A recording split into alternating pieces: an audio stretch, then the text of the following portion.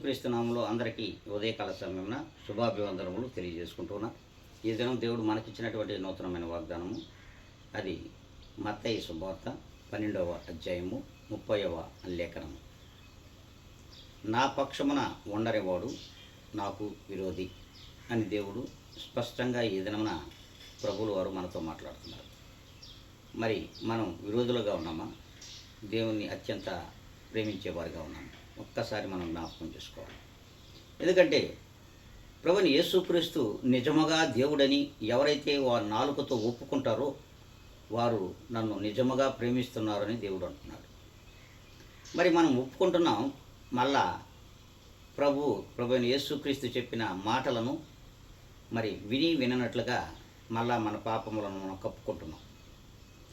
ఎప్పుడైతే ఆ పాపములను కప్పుకొని ప్రభువు నిజముగా నువ్వు విశ్వసించలేక ఈ లోకంలో జీవించుతున్నట్లయితే నువ్వు ప్రభువులోకి వచ్చి కూడా వ్యర్థమే, ప్రభువు నమ్మి కూడా వ్యర్థమే, ప్రభువు మీద నాకు అత్యంత విశ్వాసం ఉన్నదని చెప్పుకోవడం కూడా వ్యర్థమే.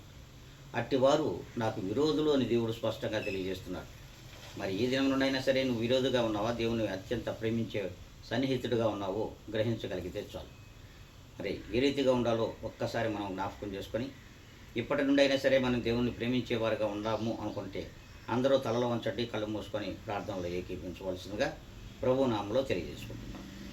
మహాపరిశుద్ధుడా, ప్రేమ నమ్మకం కలిగిన మా తండ్రి, ఇదిగో ఈ ఉదయకాల సమయంలో నీవిచ్చిన ఈ వాగ్దానము వీక్షించున్న ప్రతి బిడ్డలో కూడా ఫలింపచేయమని, వీక్షించిన ప్రతి వారు కూడా మిమ్ములను ప్రేమించేవారుగా, మీకు అత్యంత సన్నిహితులుగా ఉండేవారుగా నాయన మీ కృపను ప్రతి బిడ్డ పైన కుమ్మరించమని బ్రతిమలాడుకుంటూ సమస్తమైన ఘనత మహిమ ప్రభావం మీకు ఆరోపించుకుంటున్నాను. నేను మిక్కిలిగా తగ్గించుకుని యేసు క్రీస్తు నామములో అడిగి వేడుకొని ప్రార్థిస్తున్నాను మా ప్రియ గొప్ప పరలోక తండ్రి. ఆమేన్.